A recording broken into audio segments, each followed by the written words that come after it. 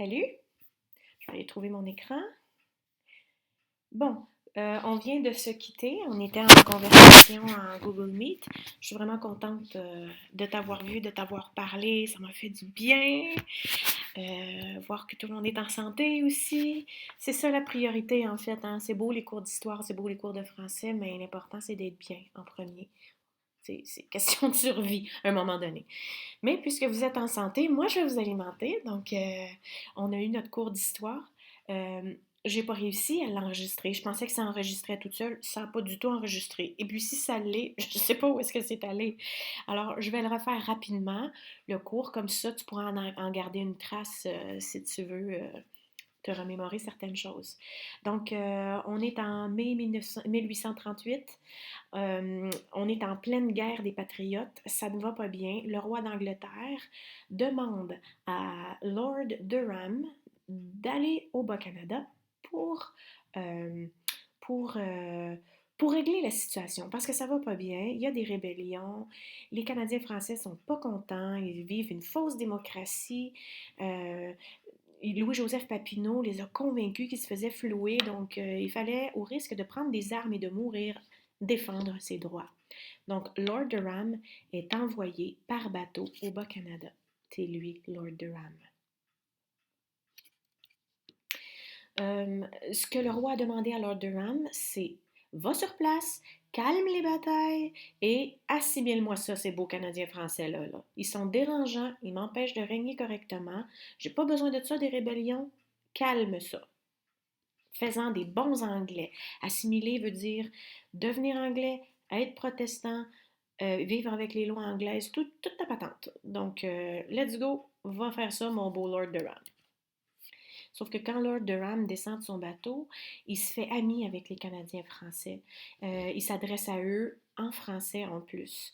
Donc, les Canadiens français comprennent pas trop ce qui se passe parce que là, ils sont habitués à un gouvernement qui les met de côté, ils en veulent aux Anglais, et là arrive un gouverneur qui est gentil, il va même souper avec eux, il leur pose des questions sur leur vie, qu'est-ce qui les insatisfait, qu'est-ce qui les rend fâchés comme ça, et qu'est-ce que les Anglais peuvent faire pour vous aider.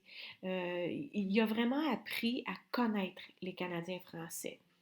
Il a appris, entre autres, que c'est un peuple de paysans, que c'était un peuple de cultivateurs, que très peu allaient à l'école, mais qu'ils étaient de sacrés bons travailleurs, par exemple. Il y en avait du front, il y en avait du courage, ces gens-là. Et ça, il l'a très bien observé. Donc, il s'est lié d'amitié avec plusieurs Canadiens français.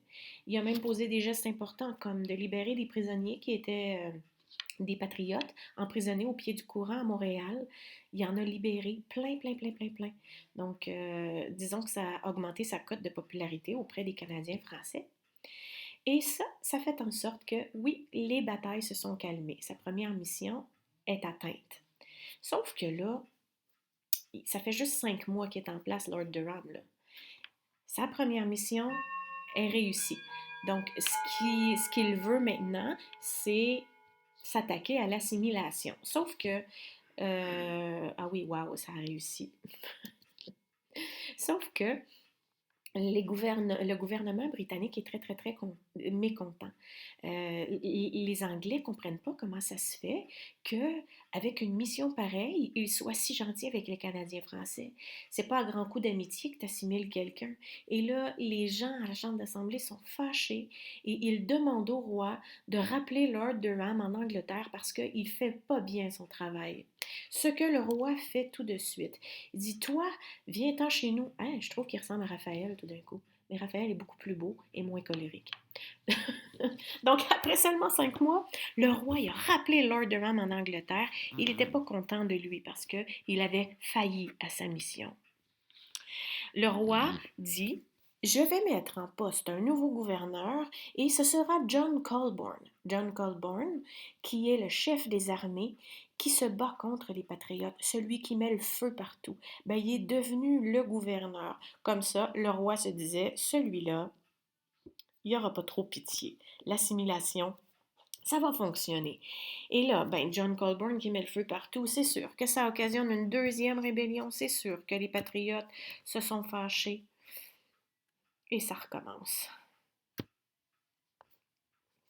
Donc, la suite de ça, on emprisonne les patriotes. Tu te souviens, on leur interdisait de faire des assemblées populaires. Ils en ont fait pareil. On faisait la chasse aux patriotes, là. On allait dans les maisons où ils étaient cachés. On brûlait les maisons. En tout cas, il y a eu plusieurs patriotes comme ça qui ont été emprisonnés. Et devant la population, on en a pendu quelques-uns. Ouais. Ou on les déportait, tu te rappelles? On les exilait. Donc la population, en voyant ce qui se passait, ben, s'est mis à avoir peur. Les Canadiens français ont fait comme un pas par en arrière. Puis, il faut dire qu'en même temps, ça va vraiment mal parce qu'on lutte contre le choléra et la sécheresse. Le choléra, c'est une grave épidémie. Euh, c'est une épidémie, tu sais exactement ce que c'est, tu es en train d'en vivre une. Hein. C'est pas le fun. Les gens autour de toi meurent. Donc, se battre contre une Angleterre qui est trop féroce, ça nous tente un peu moyen quand on sent notre vie en danger. Et en plus, il y a une immense sécheresse sur le territoire. Il pleut pas, donc s'il pleut pas, ben, il n'y a pas de récolte, puis s'il n'y a pas de récolte, ben, c'est la famine. Donc, on est malade, puis on crève de faim. Donc, là, les batailles, c'est terminé. Quand Durham revient en Angleterre, il doit s'expliquer. Il doit expliquer à la Chambre des Lords. Ça, c'est ceux qui forment le gouvernement en Angleterre à cette époque-là. Ça s'appelait comme ça. Et il doit absolument s'expliquer pour dire quel était son plan. Parce qu'un plan, il y en avait un. Il n'était pas si gentil que ça, Lord Durham. Lord Durham, quand il s'est expliqué, euh, il a dit à la Chambre des Lords que son plan n'avait pas eu le temps d'être exécuté jusqu'à la fin. Il s'est fait rappeler trop tôt. Son but, c'était oui d'être l'ami des Canadiens français, oui de comprendre leur réalité, oui de libérer des patriotes. Comme ça, je gagne leur confiance. Ils se confient à moi, je comprends leurs faiblesses, je les connais tellement que je connais même leurs défauts. Donc, en sachant tout ça, ça me permet, moi, de mieux les attaquer. Je vais les attaquer là où ça fait mal. Mais quand même, en 5 mois, j'ai vraiment appris sur ce peuple et je vais vous écrire un beau petit livre pour vous expliquer la meilleure recette pour les assimiler. Son livre, c'était le rapport Durham. Et dans ce petit livre, il écrit des choses, ma foi, un peu insultantes pour nos ancêtres. Il écrit que la colonie est divisée en deux clans. Il y a le Haut et le Bas Canada, et ce sont deux peuples différents. Un parle anglais, l'autre parle français. Un est protestant, l'autre est catholique. C'est des peuples qui réussiront jamais à s'entendre. Donc, si deux peuples qu'on veut réunir ne s'entendent pas, il faut en éliminer un. Et lequel il faut éliminer? Ben, c'est facile. Celui qui est inférieur intellectuellement, ce sont les Canadiens français. C'est ça qui est écrit dans son rapport. Donc, il nous prend pour une gang de tartes, finalement. Et puis, on est plus facile à assimiler que les Anglais le seraient de l'autre côté. Donc, il dit que ce serait plus facile d'assimiler les Canadiens français avec ces trucs. Et ces trucs, il nous en a donné quelques-uns. Et ça, oui, on est fâchés, on n'a pas aimé ça se faire insulter, mais pas du tout. Ça nous a craqué un peu. Donc, voici sa recette. Sa première recette, son premier conseil, c'est de contrôler le commerce. Ça veut dire que sur le territoire, les commerces qui se mettent en place ne sont qu'anglais. Ce sont des Anglais qui partent de Londres ou de d'autres villes du Royaume-Uni et qui viennent établir leur commerce ici, dans le Canada. OK? Donc, ils vont partir une entreprise. Supposons, Labatt, ça existait en Angleterre.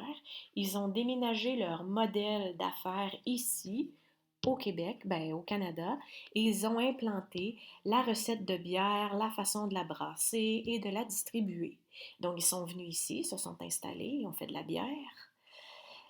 Et c'est eux qui menaient tout ce commerce-là. Il y a pas de Canadien français qui aurait pu dire Hey, je veux me partir une brasserie de bière. Non, impossible.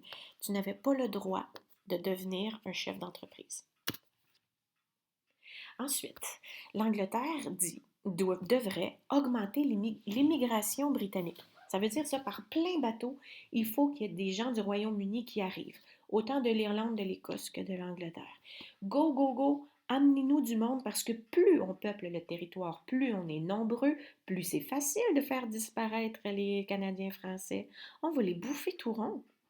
C'était sa deuxième solution. Troisième solution, Il faut implanter des entreprises anglaises sur le territoire. Ben, c'est comme je t'ai dit tantôt, c'est les entreprises comme Labatt, ils ont ouvert des écoles, M. McGill, ils ont ouvert Ogilvy, des boutiques de linge, des industries de textile. Tout ça, là, en amenant quelque chose qui fonctionnait déjà en Angleterre, on en fait comme une succursale ici au Canada. Et puis, ben, dans ces entreprises-là, on fait travailler les Canadiens français, mais sa quatrième solution, jamais en étant des patrons. Jamais, jamais, jamais. On ne donne pas d'emploi avec des responsabilités aux Canadiens français. Ils sont ni petits boss, ni moyen boss, ni grand boss, ni big boss. Ce sont les employés, fabricants, artisans. Ils n'ont aucune responsabilité. Ils n'ont qu'à exécuter ce qu'on leur demande de faire. Donc, ça faisait partie de sa solution. Et obliger tout le monde à parler anglais. C'est pas facile d'obliger quelqu'un à parler l'anglais.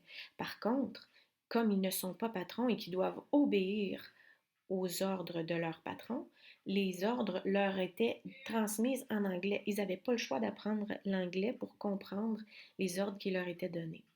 Et puis, si l'employé voulait s'adresser à son patron pour, je ne sais pas moi, prendre congé, pour expliquer comment il a fait son travail, mille et une raisons, ben, il fallait qu'il le fasse en anglais. Donc, c'est à ce moment-là que les Canadiens français ont appris à baragouiner l'anglais. C'est un mot très québécois, ça, baragouiner. Ça veut dire parler, mais de façon pas très audible. C'est un peu n'importe quoi, un accent épouvantable, des mots transformés. On comprend pas trop ce qu'on dit, on le baragouine. Donc, ça a plus ou moins fonctionné. L'anglais est resté seulement une langue qu'on parlait au travail. Aussitôt qu'on revenait à la maison, on s'obligeait à parler en français, et on s'obligeait à transmettre la langue française à nos enfants. C'était notre façon d'être tête de cochon, de ne pas vouloir être assimilé. Donc, la langue française était au premier plan et non, on ne parlait anglais que lorsqu'on était obligé. Parce que si tu respectais pas ça au travail, si tu parlais français, ben, ils te mettaient à la porte. Ils t'enlevaient ton travail, donc tu n'avais plus d'argent à rapporter à la maison. Ça, c'est pas ce qu'on voulait. On voulait gagner notre vie, donc il fallait parler au travail en anglais. Par contre, les gens qui ont des fermes, qui vivent sur leur terre, ils parlent jamais, jamais anglais. La culture, les animaux et tout ça, c'est en famille qu'on faisait ça, donc on continuait à parler notre français en campagne. Et comme la plupart des Canadiens français sont des paysans, ben écoute, la langue française était là. Ça ici, c'est cette fameuse image du hamster qui assimile des carottes à une vitesse folle. Je sais pas si tu remarques les carottes qui passent dans le pot, là. Mais les carottes, c'est qui se met dans la bouche, c'est comme plus grand que lui. C'est fascinant. Lui, il s'est assimilé. Donc, sous la puissance des Canadiens anglais, les Canadiens français n'ont pas le choix de plier. Lord Durham suggère de rédiger l'acte d'union. On plie au niveau du gouvernement, mais pas dans nos vies. Je ne sais pas si tu comprends la différence. On va accepter le gouvernement qui nous présente parce qu'on n'a pas vraiment le choix. On n'a pas de place dans ce gouvernement-là. Tu vas voir qu'on va être minoritaire. On n'a pas le choix. On est devenu minoritaire avec la bonne idée de Lord Durham. Mais dans nos familles, dans nos maisons, on n'a jamais accepté d'être assimilé. Ce que Lord Durham a eu comme autre suggestion, c'est d'enlever la craque dans le divan. L'acte constitutionnel qu'on avait avant séparait le Haut et le Bas-Canada par une frontière. Dans le Bas-Canada, il y avait une assemblée, une chambre d'assemblée, et dans le Haut-Canada, il y avait une chambre d'assemblée aussi. Chacun menait son territoire comme bon lui semblait. Maintenant, on enlève la frontière, on enlève la craque dans le divan et on devient le Canada uni. Le Canada uni, ça fait en sorte qu'on va réunir le Bas-Canada et le Haut-Canada ensemble avec les députés qui composaient chacune de ces parties. Donc, Durham pense que les rébellions sont le résultat d'un conflit entre les Canadiens français et les Canadiens anglais, alors que c'est plus un conflit entre les Canadiens français et le gouvernement anglais. En tout cas, il dit que le Haut-Canada puis le Bas-Canada, ils peuvent pas s'entendre, sont trop différents. Donc, on va attacher les deux Canada ensemble et on va essayer d'assimiler le plus faible, c'est-à-dire le Bas-Canada. On va appeler le territoire le Canada uni. Sauf que le Haut-Canada, on va l'appeler le Canada-Ouest et le Bas-Canada, on va l'appeler le Canada-Est. Mais sachant que tous les deux sont dans le même Canada, ne sont pas séparés. Et de cette façon, la population francophone devient minoritaire. Et l'image suivante le démontre très bien. Canada-Ouest, ça c'est le Haut-Canada, l'ancien Haut-Canada, avec tous ses députés qui sont tous anglais, naturellement. Et le Canada-Est, c'est le Bas-Canada avec ses députés en bleu, qui sont les Canadiens français, et en rouge, qui sont les Canadiens anglais, les anciens loyalistes là, dont on avait parlé. Maintenant, quand on unit ces deux images-là, on rassemble tous les chapeaux, ben, on se retrouve avec 32 chapeaux bleus et puis 52 chapeaux rouges. Donc, 32 contre 52, c'est terminé. Nous ne sommes plus majoritaires chez nous. C'est terminé. On n'avait jamais eu grand pouvoir à cause de la fausse démocratie, mais maintenant que les Anglais ont pris tout le pouvoir et puis que les rébellions des patriotes n'ont pas fonctionné, les Français sont obligés de se soumettre à l'autorité politique des Anglais. On n'a pas le choix. On est minoritaire. Même si tous les chapeaux bleus prennent une décision ou veulent quelque chose, les chapeaux rouges, qui sont les Anglais, auront toujours la majorité et auront toujours le dernier mot. Voilà, depuis ce jour, les Canadiens français n'ont plus jamais été majoritaires sur leur territoire et c'est ce qui a donné l'idée d'indépendance, celle dont on parle encore aujourd'hui. Certains gens pensent que le Québec devrait devenir indépendant, c'est-à-dire devenir un pays. On débarque du Canada, goodbye Justin Trudeau, on débarque et on devient notre propre pays. Notre premier ministre du pays serait, en ce moment, ce serait Legault, par exemple, qui serait le premier ministre du pays. On n'aurait plus de province, juste un pays, un seul gouvernement. Ces Québécois-là, l'idée d'indépendance a commencé exactement à ce moment-là, là, OK? Parce que les gens se sont sentis floués avec le Canada uni. Et c'est une des raisons pour lesquelles ils n'aimaient vraiment pas Lord Durham, parce que Lord Durham s'est servi de leur faiblesse pour les tromper, tu comprends? Donc, cette idée de minorité, les Canadiens français n'ont pas aimé ça et ils ont tout de suite commencé à parler d'indépendance. Ça fait longtemps que c'est dans la tête des gens. Ça a failli arriver à un moment donné, en 1980. Le 20 mai 1980, il y a eu un référendum qu'on appelle. On a posé une question claire au peuple québécois. Il y avait deux seules réponses possibles, oui ou non. Et puis on avait demandé à la population, voulez-vous que le Québec devienne un pays? Et à 49 points des poussières pourcents, le Québec avait voté oui. On est passé à un cheveu d'être un pays en 1980. C'était à l'époque M. René Lévesque, qui était le premier ministre du Québec, qui avait commandé ce référendum-là. En 1990, il y a eu d'autres choses. En 92 aussi, il y a eu le rapatriement de la Constitution. Puis en 92, on avait posé une autre question. Puis ça n'a jamais relevé là, autant qu'en 1980. Et plus les années passent, plus l'idée d'indépendance s'effrite. Moins les Québécois ont envie finalement d'être un pays. Donc, c'est un peu ça, l'histoire de l'indépendance du Québec. Est-ce qu'un jour ça va se faire? Je ne sais pas. Moi, j'ai pas d'opinion. Je suis ton prof. J'ai pas le droit d'avoir d'opinion. Alors, c'est ça. Ici, on continue dans l'histoire. On est passé de 1840 à 1867. 27 ans se sont passés dans un Canada uni.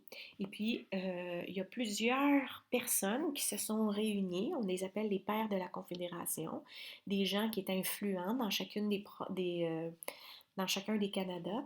Et puis, ils se sont assis, ils ont réfléchi et ils ont proposé à la reine Victoria, qui était la reine d'Angleterre, s'ils pouvaient devenir un pays, se séparer finalement de l'Angleterre, comme les États-Unis l'avaient fait beaucoup plus tôt avec leur indépendance.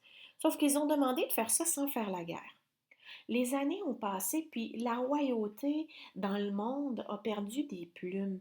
La reine Victoria a beaucoup moins de pouvoir qu'avant. Il y a plein de ministres sous elle qui vont prendre des décisions. Elle n'a plus le même pouvoir qu'avant.